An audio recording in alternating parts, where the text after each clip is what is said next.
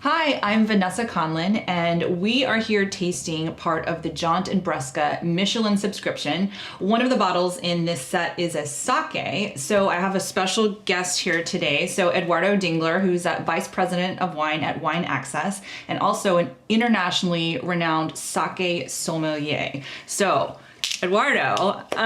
Vanessa, you know it's quite a treat for me anytime I have to talk about sake, which is, aside from wine, one of my favorite things in the world, and thrilled to share this one. Actually, we're so excited to put it in this set because it's the first time it makes it into the US. This bottle, this sake, this brand in particular. Wow. Friends of mine have been trying to curate it and make it happen.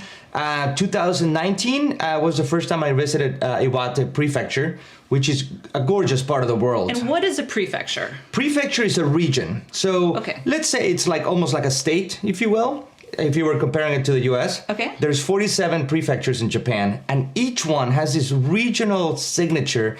Imagine Italy or France. Like each area has their food, their... Like, in Piedmont or in Tuscany, and then they have their certain specialties, food and wine-wise. Absolutely. Okay. So in sake, like, water is so important. So the water has a lot to do, the temperature, the way, the rice that grows there, all these things. So in Iwate, it's a cooler prefecture, beautiful. I mean, if you're talking about it historically, it dates back to the samurai periods. So there's a lot of history. Cool.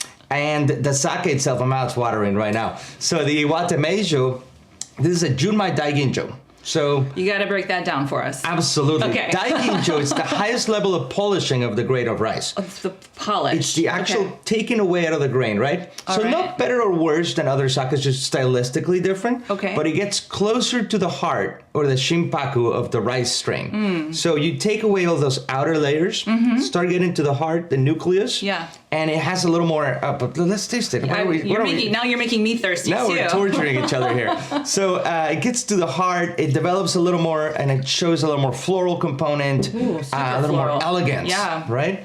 So that is the actual polishing, highest grade. Junmai means they didn't add any brewer's alcohol. This is only the 4 ingredients. Okay. And Junmai, the word, if it's easy for you to split, is pure rice. Junmai. Junmai, all right. So there's water, rice, yeast, and koji. That's the 4 ingredients to make the sake. And what's the last one? Koji, it's this beautiful, it's like a mold that actually is utilized for soy sauce, for miso, for shochu and distillates. But what that does, it's necessary for sake because it breaks down the starches and converts them into sugars for the yeast to convert into alcohol.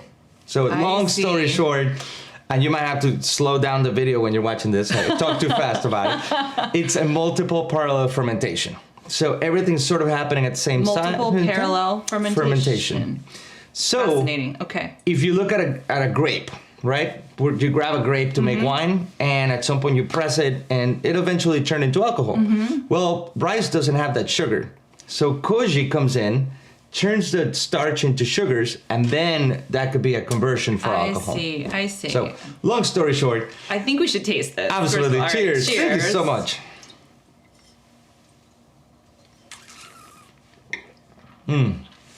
It's so bright. It's bright, it's elegant, it's very captivating, but what I also love is how it rolls off the tongue. Very soft, silky. I was going to use that exact word, silky. It almost like, I know you were talking about polishing, but it almost has a polished feel on the palate. Like it's so soft and smooth. It's, that almost like viscosity, but in the way it rolls. Right. And the palate is beautiful. It retains, it's not shy. It's got layers upon layers. I find like a little bit of like grilled pineapple, a little bit of quince, citrus, a touch of like, I don't know, like a little beautiful like cotton candy in some way at the end. But dry. But dry. Yes, just a perceptual aspect to it.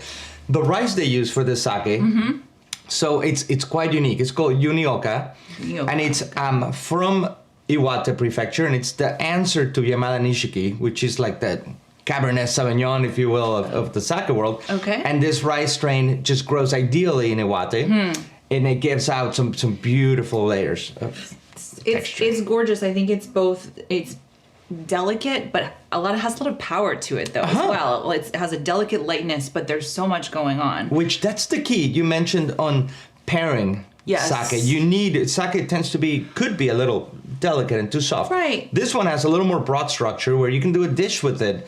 I mean, you can go anywhere from a seared foie gras with some plums all the way to like a beautiful like salmon carpaccio or beef carpaccio even. So I do want to talk more about that because I see sakes appearing on so many wine lists now, especially Michelin. And of course, Jonathan at Bresca and Jônt is really, really excited to pour sake as part of his pairing. So for someone maybe who hasn't really thought about pairing sake with like a Michelin meal, tell us. Oh my God! About I mean, I my hat off to Jonathan and a lot of sommeliers around the country, and many levels of restaurants that are not Asian. But I mean, we could talk about them. We could talk about the French Laundry. Eric's doing a fantastic job there, putting sakes and pairing them. Right. And last time I spoke to them, they said on the first course for the oysters and pearls, they're pouring sake for all the like high-end pairings. Really? Which is incredible. Instead of champagne. Exactly. Fascinating. So things like that, and restaurants, as I mentioned, all over the world. Yeah. In Spain, with Spanish food, traditional places, in Paris, Right. Robuchon, places like that, are identifying sake as a component that pairs very well. So versatile. Totally. So. And so tell us then about, we're using wine glasses. Uh-huh. So tell us about serving. You know, what would you suggest for glassware? What temperature? How long can you keep it open? Beautiful. I love those questions. So, as far as glassware, traditionally in Japan, you have the ochokos, the little ceramic, small, right? okay. And it's a beautiful, romantic, traditional, ceremonial aspect in which when you're at the table, everybody pours for each other. You cannot pour your own. So it's a beautiful thing. You're constantly watching your neighbor and pouring for them I love and that. around. Yes. It really encapsulates a culture. Keeps everyone sort of engaged with each other, Exactly. right? At the table. And they're Like small, it. so you drink it, and it's more of a constant interaction. However, when you're talking about a beautiful sake that carries floral components, textural things, the glass companies, from Riedel all the way to Schatzwiesel and Saltos, they have done the research and the way that the aromatics jump out of the glass, the way it hits your palate right here, and it opens and it hits the tongue.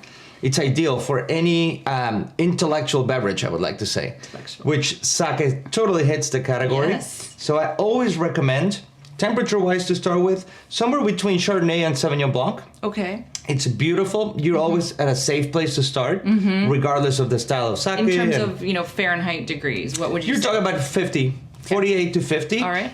As a rule of thumb. Keep them always in the fridge and then start there. Sake is one of the few beverages in the world that really has a three-dimensional aspect on the temperature. Okay. So you can serve it cold, room temperature, and hot, and have a completely different experience. And when I feel like geeking out at home and before when I was a Morimoto at the restaurant, I would serve one sake, 3 temperatures with 3 dishes. I like so that your head experiment. explodes. It's outstanding. So you do have that freedom to play with. Right. Ideally with Junmais or Honjosos or styles that are a little more rough around the edges Okay. with more heat. But a sake like this, as I mentioned, 48.50, wine glass, outstanding. Now, as far as your last part of the question, the longevity of a bottle. Once you open it, you have about a month to be at a place where it was intended to be. Okay. Unlike wine, it doesn't turn into vinegar. It just stays very fresh. Past that month, if you keep it in the fridge, always control temperature and cold, you can go months. And what it does, it's the equivalent to me like going to the gym and getting really, so the sake starts growing muscle as you go, and more flavor over time. Absolutely. Okay. And when you try it 3-4 months afterwards, it has more flavor. It's like really powerful. I'm learning so much today. It's fascinating, the things you can know about sake and to break down those preconceived notions and doors about it, which is super fun. I love that, again, that Jonathan has this on the list that is part of this subscription, because I really think, to your point, it's not just for sushi. Oh, no, absolutely. 2 nights ago, we had some amazing sake with pizza, with a New York style pizza, just a slice, nothing fancy, and sake, and just stars exploded. So wow. Well, thank you so much for explaining this so eloquently and dropping all this knowledge on me and everyone at home about sake and about this particular bottling. Thrilled to share it. First time in the country, and I'm always happy to talk sake. Thank you so much. Cheers. Cheers.